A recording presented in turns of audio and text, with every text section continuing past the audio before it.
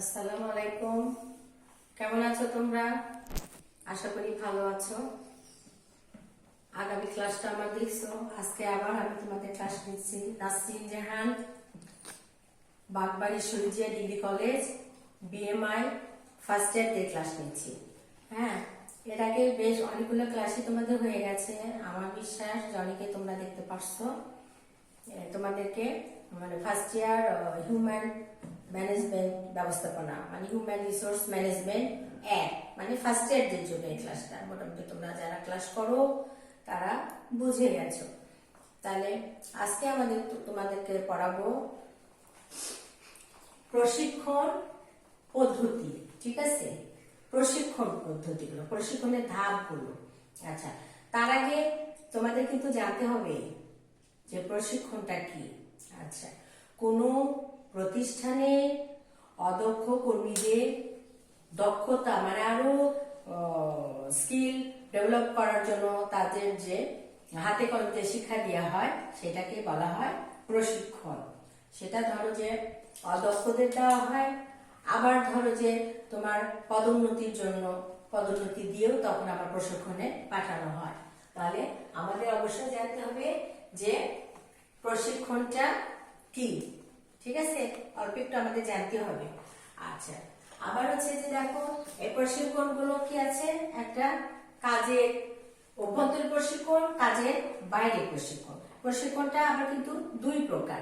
একটা তোমার কাজ করতে করতেই তোমাকে প্রশিক্ষণ দেওয়া হয়, মানে প্রশিক্ষণের মাধ্যমে তুমি কাজগুলো শিখো।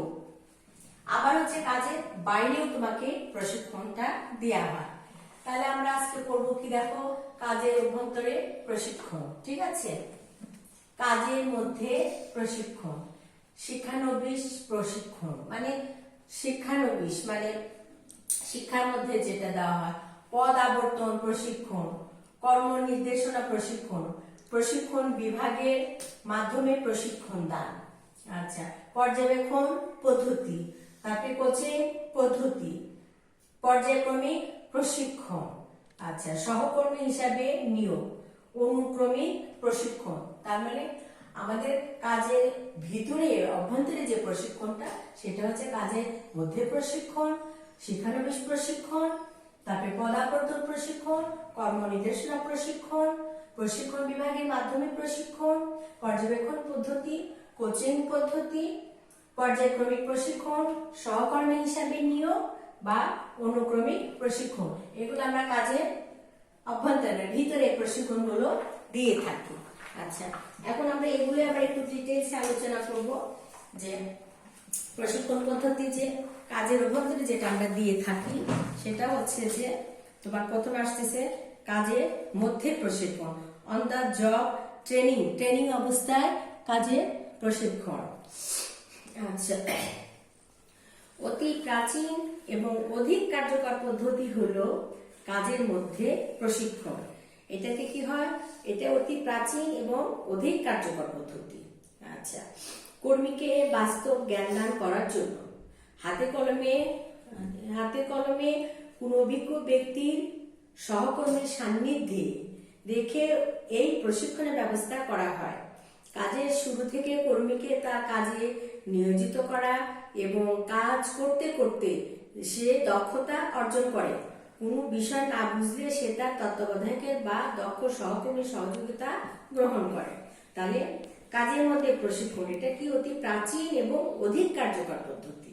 আচ্ছা, তারপরে আমরা আসতেছি শিক্ষানবিশ প্রশিক্ষণ বা অ্যাপ্রেন্টিস ট্রেনিং।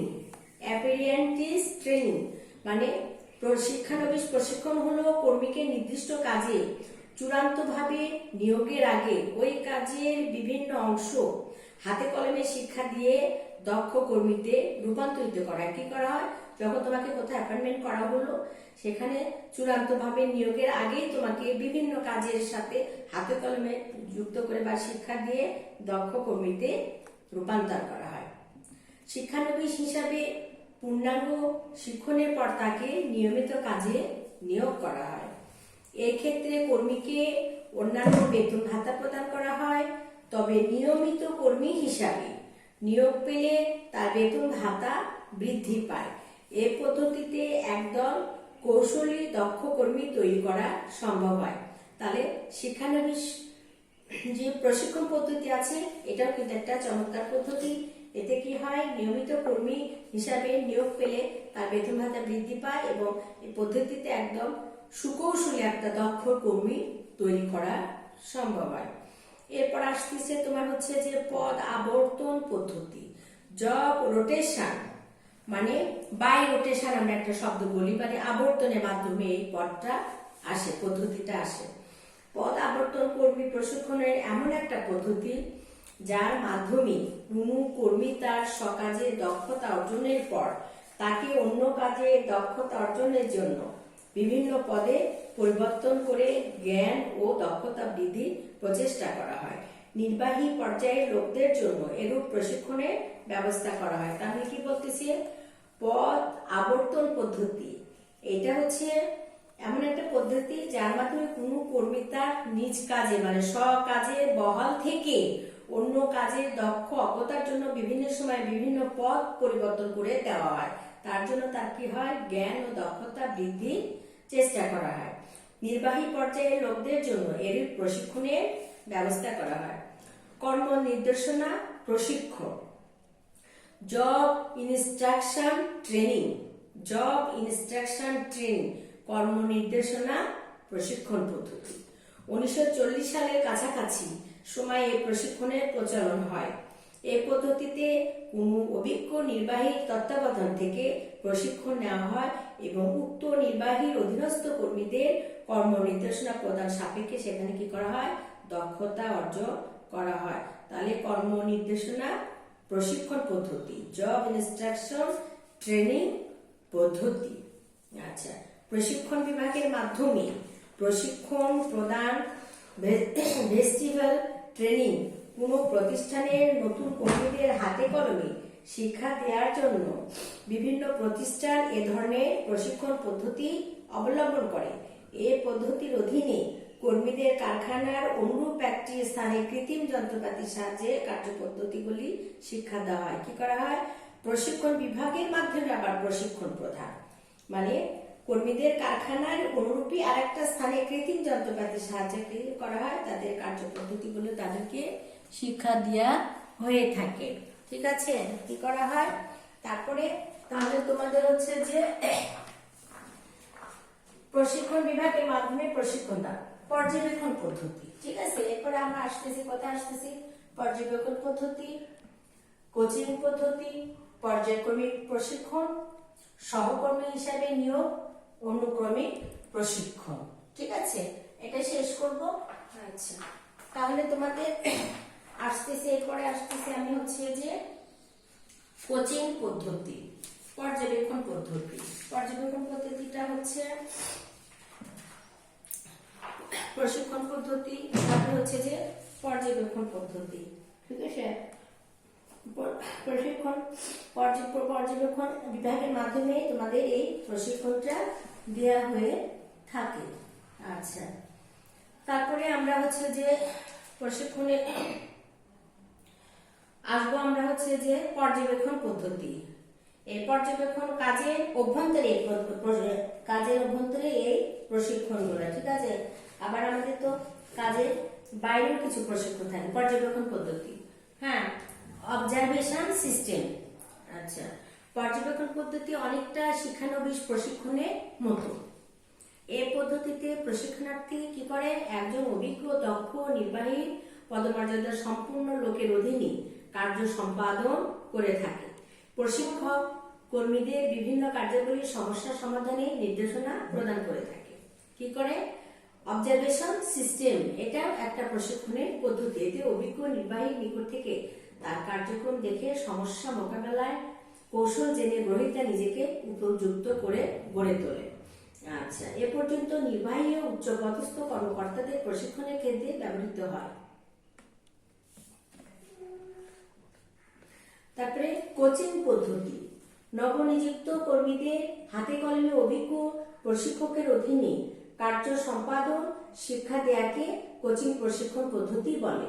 কোচিং পদ্ধতিতে প্রতিষ্ঠানের কর্মীগণ ছোট ছোট গ্রুপে বিভক্ত হয়ে অভিজ্ঞ প্রশিক্ষণের অধীনে কার্য প্রশিক্ষণ গ্রহণ করে। আচ্ছা, পর্যায়ক্রমিক প্রশিক্ষণ, আচ্ছা ইন্টার্নশিপ যেটা আর কি, বিভিন্ন শিক্ষা প্রতিষ্ঠানে ছাত্রছাত্রী তাত্ত্বিক জ্ঞান অর্জনের পর বাস্তবে হাতে কলমে প্রশিক্ষণের জন্য বিভিন্ন শিক্ষা প্রতিষ্ঠান ব্যাংকে বিভিন্ন মেয়াদে কার্য সুযোগ সৃষ্টি পায়। যে প্রশিক্ষণ দেওয়া হয় তাকে ইন্টার্নশিপ, মানে এখন মোটামুটি ধরো কমার্সের স্টুডেন্টদেরকে, মানে মোটামুটি সব স্টুডেন্টদেরকে কি করা হয়, একটা পরীক্ষা, ফাইনাল পরীক্ষা শেষ করার পরে একটা ইন্টার্নশিপ, যেটা কোনো প্রতিষ্ঠানের সাথে সংযুক্ত থেকে তাদের করতে হয়। আচ্ছা, তারপরে আসতেছে সহকর্মী হিসাবে নিয়োগ। এই পদ্ধতিতে একজন প্রধান অভিজ্ঞ নির্বাহীর অধীনে অনেকগুলো সহকর্মী নিয়োগ করা হয়। তারা নির্বাহী প্রধানের অধীনে কাজ করে অভিজ্ঞতা ও দক্ষতা অর্জন করে। তারপরে আসতেছে অনুক্রমিক প্রশিক্ষণ বা প্রোগ্রামিং ট্রেনিং। এ পদ্ধতিতে সম্পূর্ণ কার্য প্রণালীতে কতগুলো অংশে ভাগ করা হয় এবং একটি অংশ শেষ করার পর পরবর্তী অংশ শুরু করা হয়। এভাবে আস্তে আস্তে প্রতিটি স্তর সম্পর্কে প্রশিক্ষণ গ্রহীতা বিশেষ জ্ঞান লাভ করে থাকে। কি করে থাকে? বিশেষ জ্ঞান লাভ করে থাকে। কাজের বাইরে প্রশিক্ষণ, ঠিক আছে, কাজের বাইরে প্রশিক্ষণ। প্রতিষ্ঠানের অধীনে কাজের অভ্যন্তরে আবার প্রশিক্ষণের একটা সিস্টেম আছে। সেখানে কি করা হয়? Role play. কি ভূমিকা? প্রথম ভূমিকা হচ্ছে রোল প্লে, ঠিক আছে, রোল প্লে। আচ্ছা, কি কর্মীদের প্রশিক্ষণের ক্ষেত্রে ভূমিকা পালন করা পদ্ধতিটা অত্যন্ত গুরুত্বপূর্ণ। এটি মূলত একটি নাট্যাভিনয় কৌশল। ভূমিকা অভিনয় করার কয়েক প্রকার হয়ে থাকে। এগুলো হচ্ছে, প্রথম হচ্ছে বহুকর্মীর ভূমিকা অভিনয়। আচ্ছা, মাল্টিপল রোল প্লে, যে পদ্ধতিতে অভিনয়ের সকল প্রশিক্ষণার্থী বিভিন্ন দলে বিভক্ত হয়ে তারা এক দল অপর দলের সাথে বিভিন্ন ভূমিকায় অভিনয় করে এবং অভিনয় শেষে নিজেদের মূল্যায়ন করে থাকে। আচ্ছা, একক ভূমিকা অভিনয়। একদল প্রশিক্ষণে অংশগ্রহণকারী নিজেরা অভিনয় করে এবং অপর দল এই অভিনয় পর্যবেক্ষণ শেষে মূল্যায়ন করে। আচ্ছা, ভূমিকা আবর্তন বা রোল রোলেশন। এই প্রশিক্ষণের একদল প্রথমে অভিনয় করে, পরে অভিনেতা পরিবর্তন করে একই চরিত্রে অন্য একজনকে দিয়ে অভিনয় করানো হয়। এভাবে কাজের ভুল ত্রুটি বের করে কর্মীদের প্রশিক্ষণ দেয়া হয়। তাহলে স্বতঃস্ফূর্ত ভূমিকা অভিনয়। এ জাতীয় ভূমিকা অভিনয়ে একজন প্রশিক্ষণার্থী নিজে নিজে অভিনয় করে।